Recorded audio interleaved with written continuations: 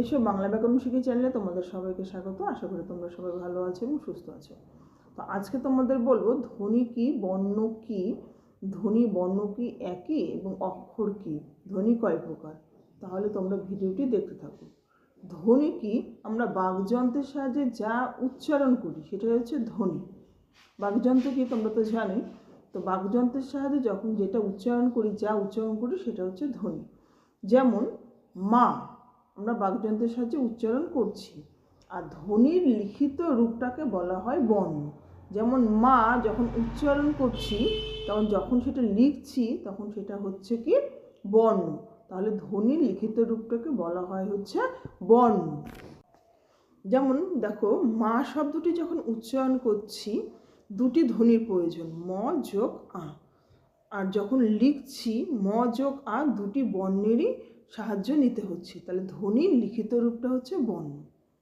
তো এবার জানবো যে বর্ণ আর অক্ষর কি এক? অক্ষর কাকে বলে? অক্ষর হচ্ছে বাকযন্ত্রের সাহায্যে আমরা একভাবে, মানে খুব সহজেই বাকযন্ত্রের একক প্রয়াসে যতটা উচ্চারণ করতে পারি তাকে বলা হয় হচ্ছে অক্ষর। ইংলিশে একে বলা হয় সিলেবল। তো দেখো, বীণা, বি একবারে কি বলছি বি, পরে বলছি না, তাহলে বীণাতে কিন্তু দুটি অক্ষর রয়েছে। আর মা শব্দটা যখন উচ্চারণ করছি, মা, মা যখন লিখছি, যখন উচ্চারণ করছি তখন এটা হচ্ছে ধ্বনি, আর যখন লিখছি সেই ধ্বনির লিখিত রূপটাকে বলা হচ্ছে বর্ণ। তো মা শব্দটিতে দেখো তোমরা, বর্ণ এবং অক্ষর কিন্তু কখনোই এক নয়। যেমন মা শব্দ, দেখো মা, মা শব্দ কিন্তু দুটি বর্ণ রয়েছে, একটা কি ম,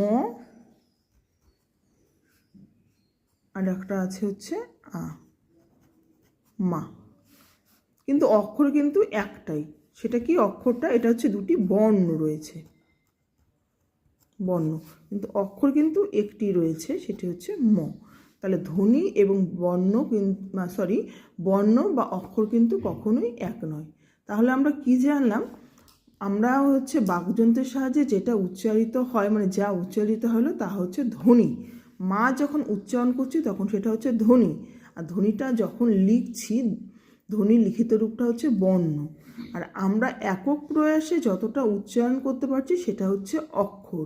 যেমন দেখো, বীণা, বি না, বীণা শব্দটিতে কটা বর্ণ রয়েছে? ব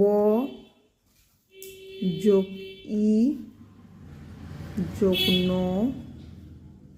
এটা মূর্ধন্য হবে, ন যোগ আ, বীণা। এখানে হচ্ছে চারটা বর্ণ রয়েছে, ব যোগ ই, ন যোগ আ, বীণা। কিন্তু অক্ষর কিন্তু এখানে দুটোই রয়েছে, একটা অক্ষর কি, একটা হচ্ছে বি আর একটা হচ্ছে না। তাহলে আমরা কি জানলাম? ধ্বনি এবং হচ্ছে বর্ণ বা অক্ষর কিন্তু এক নয়। তাহলে ধ্বনি, বর্ণ, অক্ষর কি পরিষ্কার হলো। এবার বলল বর্ণ কত প্রকার। বর্ণ দুই প্রকার, একটা হচ্ছে স্বরবর্ণ এবং হচ্ছে ব্যঞ্জনবর্ণ। তো ধ্বনি যদি বলি, ধ্বনিও দুই প্রকার, একটা স্বরধ্বনি, একটা হচ্ছে ব্যঞ্জনধ্বনি। তো স্বরধ্বনি কাকে বলে? যে ধ্বনি অন্য কোনো ধ্বনির সাহায্য ছাড়া উচ্চারিত হতে পারে তাকে বলা হয় হচ্ছে, অন্য কোনো ধ্বনি মানে ব্যঞ্জনধ্বনির সাহায্য ছাড়া উচ্চারিত হতে পারে তাকে বলা হয় স্বরধ্বনি। আর স্বরধ্বনি লিখিত রূপকে বলা হয় স্বরবর্ণ। স্বরবর্ণ তো কটি তোমরা জানো, বাংলা স্বরবর্ণ 11টি, কিন্তু বাংলা স্বরবর্ণ 11টি হলেও স্বরধ্বনি কিন্তু 11টি নয়। মৌলিক স্বরধ্বনি 60টি। সেই 60টি স্বরধ্বনি কি? অ, আ, ই, উ, ও, এ এবং হচ্ছে এ, 60টি স্বরধ্বনি। এবার হচ্ছে ব্যঞ্জন ধ্বনি কাকে বলে? যে ধ্বনি স্বরধ্বনির সাহায্য ছাড়া উচ্চারিত হতে পারে না তাকে বলা হয় হচ্ছে ব্যঞ্জন ধ্বনি। আর ব্যঞ্জন ধ্বনি লিখিত রূপকে বলা হয় ব্যঞ্জনবর্ণ।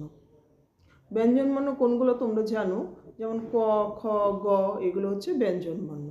আর স্বরধ্বনি কাকে বলে? স্বরধ্বনির যে শ্রেণীবিভাগগুলো আছে, স্বরধ্বনির শ্রেণীবিভাগগুলো পরবর্তী ভিডিওতে আলোচনা করব। ভিডিওটি এখানে শেষ করলাম, ধন্যবাদ।